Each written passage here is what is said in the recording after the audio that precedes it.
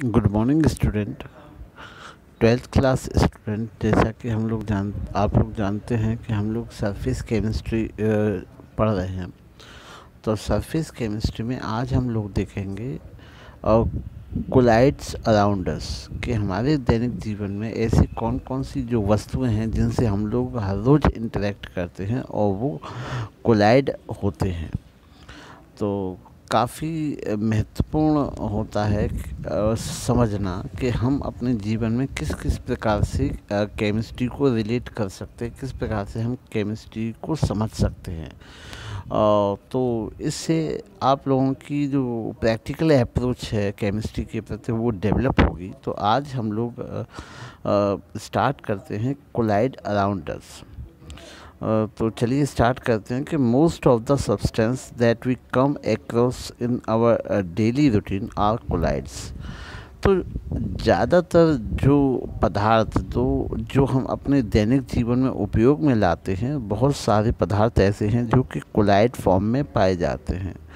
The meal we eat, भोजन जो हम करते हैं। द क्लॉथ्स वी वियर, जो कपड़े हम पहनते हैं। The woollen furniture we use, जो हम लोग वुडन का फर्नीचर, लकड़ी का जो फर्नीचर हम यूज़ करते हैं। द हाउसेस वी लिव, जिस घर में हम लोग रहते हैं। न्यूज़पेपर वी रीड, जो अखबार हम लोग पढ़ते हैं। Are largely composed of colloid, ज़्यादातर जो पदार्थ होते हैं वो आपके कोलाइड सब्सटेंस से मिलके बने होते हैं। तो चलिए एक एक करके हम लोग देखते हैं कि ऐसे कौन कौन से पदार्थ हैं जो कोलाइड से मिलकर बने होते हैं। तो सबसे पहले देखेंगे blue colour of the sky. जो आकाश है, आकाश का जो ब्लू कलर है वो भी कहीं ना कहीं एक कोलाइड का एग्जाम्पल है। तो हम लोग देखेंगे किस प्रकार से। तो the dust particle along with the water suspended air scattered blue light which reach in our eyes, and sky looks like blue to us।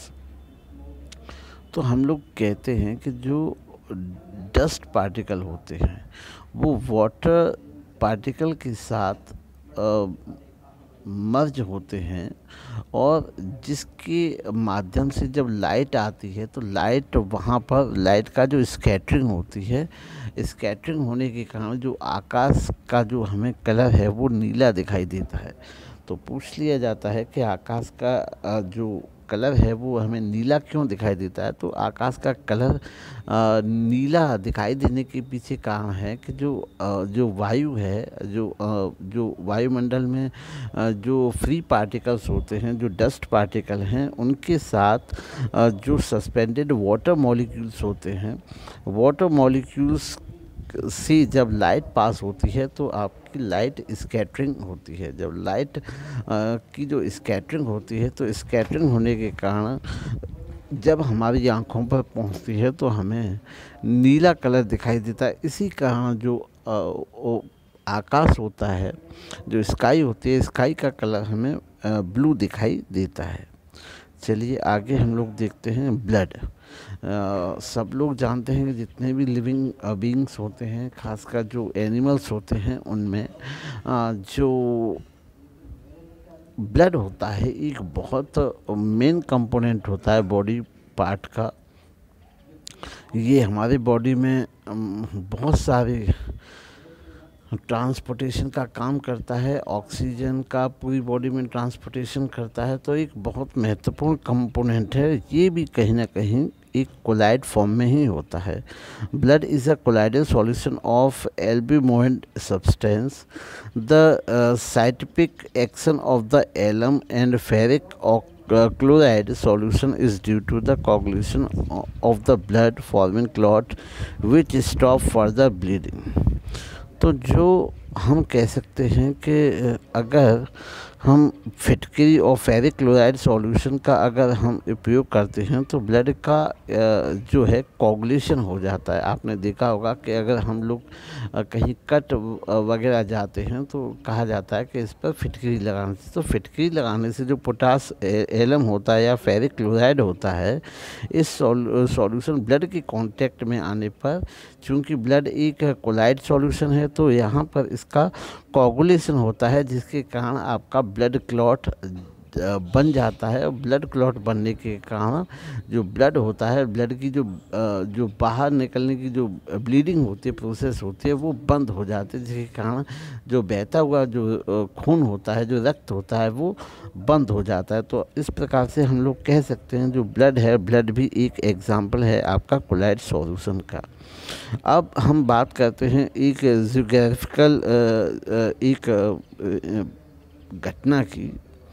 तो हम लोग देखते हैं फॉर्मेशन ऑफ द डेल्टा। जो नदियाँ होती हैं, जो नदियाँ बहती हैं, तो नदियों के किनारे आपने डेल्टा बने देखेंगे। डेल्टा वो क्षेत्र होता है जो जो नदियों के बीच का जो क्षेत्र हो, जहाँ पे पानी नहीं होता, वो ऊंचा हो जाता है, जिस पर बालू होती है। तो जो डेल्टाज होते हैं वो भी रिवर में कोलाइडल सॉल्यूशन की जो क्ले होती है, जो मिट्टी होती है, उसके कारण बनते हैं। तो देखते हैं, river water is a colloid solution of clay. जो नदी का पानी होता है एक प्रकार से मिट्टी के पानी का कोलाइड सॉल्यूशन होता है। Sea water contain a number of electrolyte. जैसा कि हम लोग जानते हैं कि जो सी का जो वाटर होता है उसमें काफ़ी मात्रा में सॉल्ट डिज़ोल्व होता है, और ये सभी एक प्रकार से इलेक्ट्रोलाइट कंपोनेंट होते हैं। When river meets the sea water, जब रिवर जो होती है, नदी होती है, वो आपके समुद्री पानी से मिलती है, समुद्र में जाकर मिलती है, the electrolyte present in the sea water coagulate and colloidal solution of the clay in the deposition with the formation of the delta। तो जिसके कारण क्या होता है कि जो समुद्र में उपस्थित जो सॉल्टी जो इलेक्ट्रोलाइट होते हैं, वो जो नदी के कोलाइड होता है उसको कोएगुलेट कर देते हैं। इस एक प्रकार से, जैसे अगर हम छोटे में समझें तो एक प्रकार से अनडिजॉल्व प्रेसिपिटेट बनने का काम करता है। तो यहाँ पर आपका इसको कोएगुलेट कर देता है, और कोएगुलेट होने के कारण जो क्ले होती है उसको एक जगह पर इकट्ठा करता जाता है, जिसके कारण आपका डेल्टा का निर्माण होता है। तो बहुत अच्छा टॉपिक है बच्चों, ये याद रखना, पूछ लिया जाता है फॉर्मेशन ऑफ द डेल्टा के बारे में एग्ज़ाम में भी, और काफ़ी कॉम्पिटिटिव एग्ज़ाम के भी लिहाज से काफ़ी इम्पोर्टेंट है कि जो डेल्टाज होते हैं, डेल्टाज का निर्माण कैसे होता है। तो फिर से हम कहेंगे कि जो नदी होती है आपकी, सपोज़ कीजिए ये जो नदी होती है, नदी आपकी यहाँ पर जो पानी होता है, जो नदी है, नदी is a colloid solution of the clay and water. तो जो नदी होती है, नदी वाटर और आपकी जो क्ले होता है, मिट्टी होती है, इसका एक कोलाइड सॉल्यूशन होता है। लेकिन जब ये जाकर समुद्र में मिलती है, जब ये समुद्र में जाकर मिलती है, तो समुद्र का जो पानी होता है उसमें काफ़ी सॉल्टी वाटर होता है। तो इसमें काफ़ी इलेक्ट्रोलाइट्स पाए जाते हैं। जो इलेक्ट्रोलाइट्स होते हैं वो कोलाइड को कोएगुलेट करने का काम करते हैं, यहाँ पे कोएगुलेट करने का काम करते हैं, जिससे एक प्रकार से इसकी जो जो क्ले के जो पार्टिकल होते हैं, क्ले के जो पार्टिकल वो इकट्ठे करते जाता है, और इकट्ठे करने के कारण वहाँ पर डेल्टा का निर्माण होता है। तो बच्चों को समझ में आया होगा कि फॉर्मेशन ऑफ द जो डेल्टाज होते हैं वो भी कहीं ना कहीं कोलाइड के ही कारण होते हैं। अब हम लोग देखते हैं सॉइल। सॉइल अर्थात मिट्टी। तो हम लोग देखते हैं कि fertile soil are the colloid solution in the nature which in which humus act as a protecting collide on the account of colloidal nature. Soil absorb moisture and nourishment materials. आप लोग देखते हैं कि जो उपजाऊ मिट्टी होती है, उपजाऊ मिट्टी एक प्रकार से कोलाइड सॉल्यूशन होती है, और यहाँ पे जो उपस्थित ह्यूमस जो होता है, ह्यूमस बच्चे जानते होंगे, साइंटिफिक टर्म है ह्यूमस। तो एक ऑर्गेनिक सब्सटेंस होता है जिसके कारण जो मिट्टी होती है, मिट्टी को फर्टिलिटी प्रोवाइड होती है। तो जो ह्यूमस होता है यहाँ पर एक प्रकार से प्रोटेक्टिव कोलाइड का काम करता है। प्रोटेक्टिव कोलाइड का मतलब यहाँ पर कोगुलेशन से बचाता है, प्रेसिपिटेट होने से बचाता है। तो जो प्रोटेक्टिव कोलाइड का काम करता है आपका ह्यूमस, और कोलाइडल नेचर होने के कारण जो सॉइल होती है, सॉइल एब्जॉर्ब करती है किसको, मॉइस्चर को। जो मॉइस्चर होता है उसकी जो ऊपरी सरफेस होती है, अपर सरफेस पर एब्जॉर्ब होता है।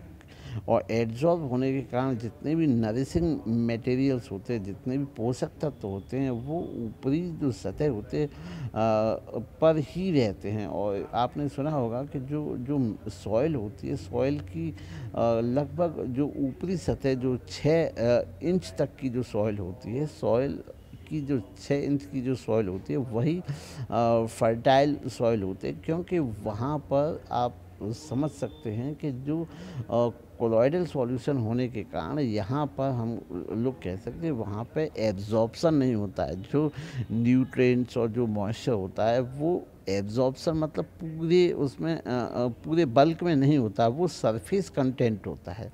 तो जो सरफेस कंटेंट होता है तो इसके कारण जो फर्टिलिटी होती है वो आपकी मिट्टी की सरफेस जो होती है वहीं तक होती है। अगर आपने देखा होगा कि अगर टॉप सॉइल को, अगर किसी भी फील्ड की टॉप सॉइल को हटा देते हैं तो उसका जो बुरा प्रभाव है वो आपकी जो सॉइल फर्टिलिटी पे पड़ता है।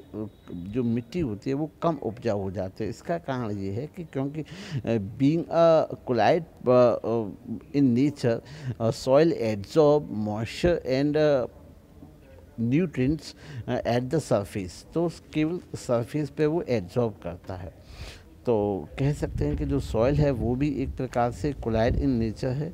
अब चलिए हम लोग देखते हैं आपका fog, mist and rains.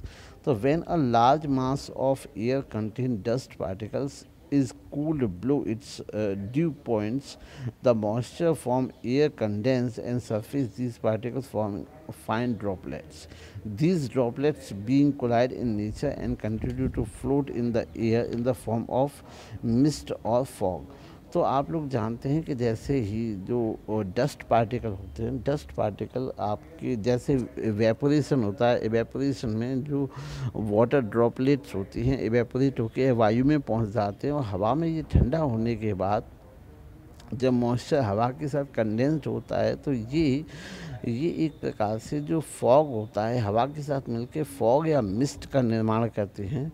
Clouds are aerosol having small droplets of water suspended in the air. और जहाँ तक अगर हम क्लाउड्स की बात करें तो क्लाउड्स एक प्रकार के एरोसॉल्स होते हैं।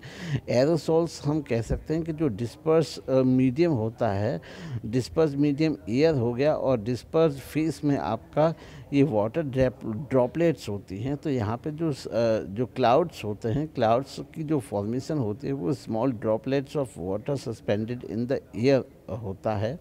On account of condensation in the upper atmosphere the colloidal droplets of water grow in the bigger size. तो जिस प्रकार से कंडेंसेशन के कारण आप लोग देखते हैं, कंडेंसेशन के कारण जो अपर एटमॉस्फेयर है, अपर एटमॉस्फेयर से जो कोलाइड्स ड्रॉपलेट्स होती हैं वो बड़ी बड़ी साइज़ में गिरती हैं till they came down in the form of rain. और जिसके कारण ये जो बारिश की फॉर्म में बूंदों के रूप में पृथ्वी पर आती हैं। Sometimes in the rainfall occur when two oppositely charge clouds meet. और कभी कभी जब दो प्रकार के अपोजिट चार्जेस मिलते हैं तभी आपका बारिश होती है। तो इस प्रकार से बच्चों हमने देखा कि हमारे चारों तरफ की जो जीवन है, हम चारों तरफ जो डेली लाइफ है उसमें कहीं ना कहीं हम कोलाइड पार्टिकल्स का बहुत महत्वपूर्ण योगदान है। बहुत सारी जो चीज़ें होती हैं वो कोलाइड्स होती हैं। चाहे हम बात करें हम लोग स्काई की, तो स्काई जो होती है वो भी एक प्रकार से कोलाइड होती है। अगर हम बात करते हैं ब्लड की तो ब्लड भी एक प्रकार से कोलाइड होता है। और अगर हम यहाँ पर एक बात में और इसमें कंक्लूड करना चाहूँगा कि जैसे हम लोग बहुत से जो फूड आर्टिकल्स होते हैं, जैसे अगर मैं बात करूँ जितने भी फूड आर्टिकल्स होते हैं, जैसे अगर मैं बात करूँ कि हम लोग बात करें मिल्क की, तो मिल्क जो फूड आर्टिकल होते हैं वो भी आपका कोलाइड होता है। जो बटर होता है, बटर भी आपका कोलाइड होता है। अगर मैं बात करूं आपका हलवा की भी बात करूं, आइसक्रीम बात करूं, फ्रूट जूस, जेली, ये सब कोलाइड सॉल्यूशन होते हैं। These are colloid one form two and. तो ये काफ़ी ऐसे, यहाँ तक कि हम चारों ओर की जो प्रकृति में देखते हैं, उसके अलावा भी अगर हम लोग अपने भोजन की सामग्री में भी अगर हम लोग देखें तो बहुत सारी ऐसी चीज़ें हैं। चाहे हम बात करें मिल्क की, मिल्क भी एक प्रकार से कोलाइड है, और आपका बटर कोलाइड है, आइसक्रीम कोलाइड है, फ्रूट कोलाइड है, जूस कोलाइड है। तो इस प्रकार से हम देखते हैं कि हमारे दैनिक जीवन में कहीं ना कहीं हम लोग चारों तरफ से जो वस्तुएं हैं वो कोलाइड वस्तुओं के दो चार होते हैं। तो इस प्रकार आज की क्लास में बच्चों आपने देखा कि किस प्रकार से हम कोलाइड पार्टिकल जो होते हैं, कोलाइड पार्टिकल को किस प्रकार हम अपने चारों ओर दैनिक जीवन में अनुभव करते हैं और उनके क्या क्या महत्व होते हैं। तो उम्मीद है बच्चों को आज की क्लास से काफ़ी लाभ मिलेगा, समझ में आया होगा। और किसी भी प्रकार की अगर कोई क्वेरी हो तो कमेंट बॉक्स में कमेंट करके अपनी प्रॉब्लम को मेंशन कर सकते हैं। Thank you.